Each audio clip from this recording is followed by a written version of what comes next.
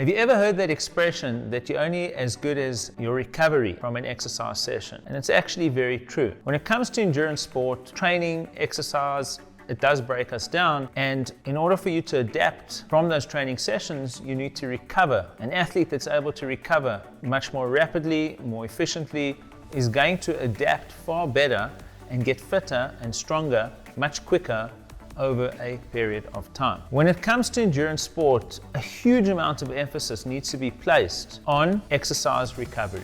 So when I take a look at recovery, I look at four main aspects. The first is MPS, or muscle protein synthesis. Number 2, blood sugar stabilization, or glycogen replenishment. Number 3, rehydration.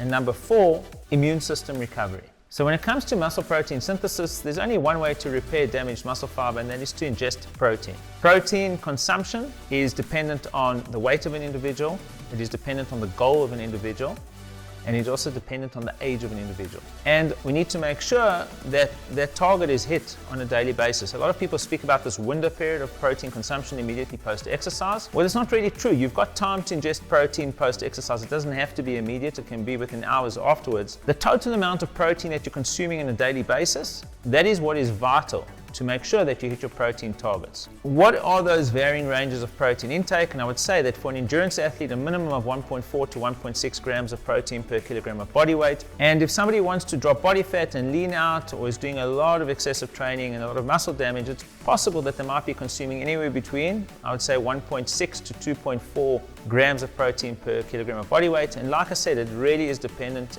on an individual's goals.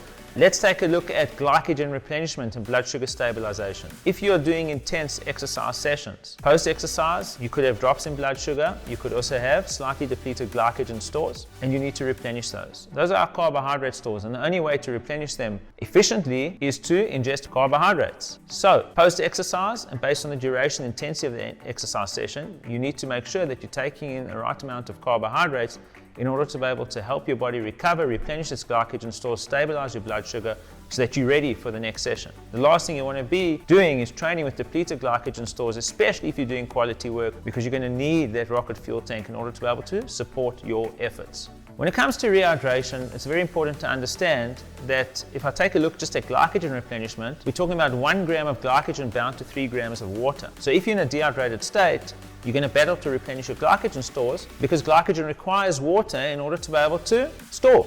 So it's very important that you're in a hydrated state. Another thing I wanted to touch on when it comes to rehydration is that fluid loss can impact your ability to perform and recover. So it's important to make sure that post-exercise or during exercise or even pre-exercise that you are consuming the right amount of fluid around your training in order to make sure that you are properly hydrated. And lastly, I want to speak about alcohol. There's no point in consuming alcohol after a hard exercise session. Delay it. Focus on the rehydration, and only once you are properly hydrated, if you really then want to consume some alcohol, then go ahead. But just understand that it does dehydrate you and it can delay the onset of recovery.